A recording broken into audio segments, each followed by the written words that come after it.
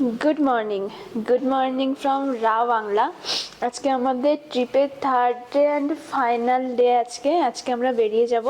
But সকালে এখন বাজে 6:48। আমরা রেডি হয়ে গেছি, ব্রেকফাস্টটা করবো। ব্রেকফাস্ট করে আমরা বেরোবো। আমরা ফার্স্টে যাব নামচি আর যাব টেমিটি গার্ডেন। বাট এখন টেম্পারেচার আছে 2 ডিগ্রি বাইরে। কালকে সারা রাত ধরে বৃষ্টি হয়েছে, প্রচণ্ড ফগি ওয়েদার আছে এখন। দেখা যাক পরে কি হয়। এখন ঘড়িতে বাজে 7:30। আমাদের 7টায় বেরোনোর কথা ছিল, বাট সবার বেরোতে বেরোতে লেট হয়ে গেল। আর এখন টেম্পারেচার দেখাচ্ছে 2 ডিগ্রি। ফোনে দেখাচ্ছে বাইরের ওয়েদারটা দেখতে পাচ্ছে। এটা কিন্তু কুয়াশা না, ঠিক আছে, এটা হচ্ছে পুরো মেঘটা এরকমভাবে নেমে এসেছে।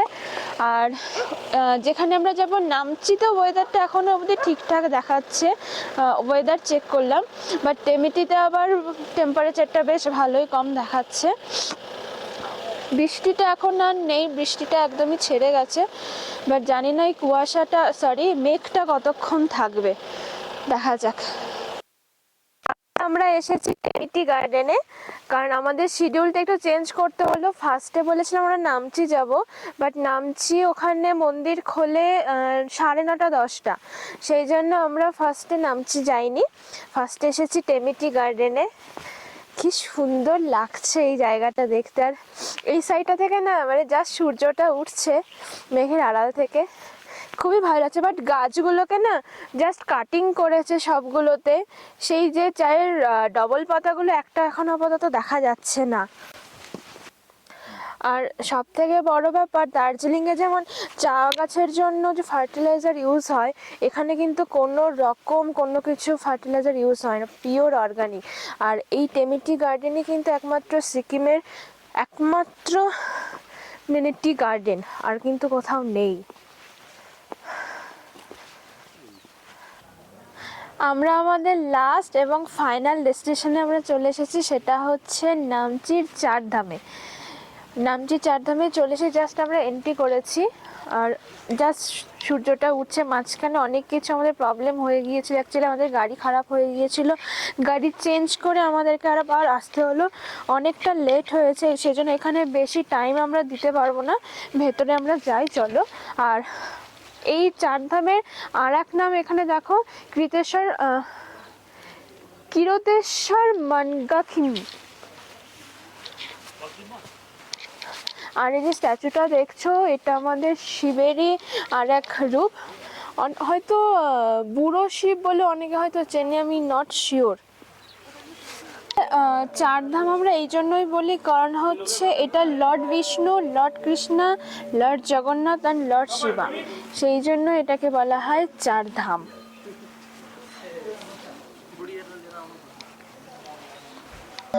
অনেকে আবার এটাকে সিদ্ধেশ্বর টেম্পেলও বলে থাকে। মহাদেবের এই জায়গাটা এত নিট অ্যান্ড ক্লিন না, খুব সুন্দর চারপাশে। একদিনে এত তাড়াহুড়োর মধ্যে দেখে শেষ করা যাবে না, আমাদের হাতে টাইম ভীষণই কম, খুব কম্প্যাক্ট টাইমিং নিয়ে আমরা এসেছি। আমরা যে চার ধাম দেখছি না, চার ধামের মধ্যে একটা হচ্ছে বদ্রীনাথ, একটা দ্বারকা, একটা পুরী, আর লাস্ট হচ্ছে রামেশ্বরম। এই 4টে ধাম নিয়েই হচ্ছে নামচির চার ধাম। আর এই নামচি চারধামটা এমনভাবেই এটা ক্রিয়েটেড না, মানে তুমি যে পাহাড়ে যাও না কেন, অনেকগুলো পাহাড় থেকেই কিন্তু এই শিবের এই স্ট্যাচুটা কিন্তু ভিজিবল। পেছনে আছে, সামনে আছে আমাদের বাবা ভোলানাথ, আর আমার পেছনে আছে আমাদের নন্দী মহারাজ। এখানেও সবাই উইশের জন্য দেখো, নন্দী মহারাজের হাতে পায়ে সবাই ধাগা বেঁধেছে তাদের উইশ ফুলফিল করার জন্য। খুব সুন্দরভাবে মেনটেন, কিন্তু প্রত্যেকটা জিনিস, প্রত্যেকটা কর্নার ওয়েল মেনটেন একদম। চার ধামের মধ্যে এটা হচ্ছে আমাদের বদ্রীনাথ ধাম।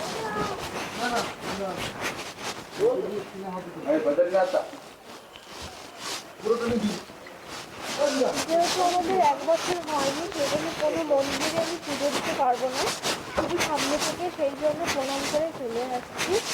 পরে আবার যদি কোনো দিন নেক্সট টাইম সুযোগ হয় অবশ্যই সে সময় এসে ভোগ দিয়ে পুজো করে যাবো, টাইম নিয়ে হাতে আসবো। কারণ এইটুকু কম্প্যাক্ট টাইমের মধ্যে না এই জায়গাটা ঘুরে মানে মন থেকে স্যাটিসফ্যাকশনটা পেলাম না, এত সুন্দর একটা জায়গা।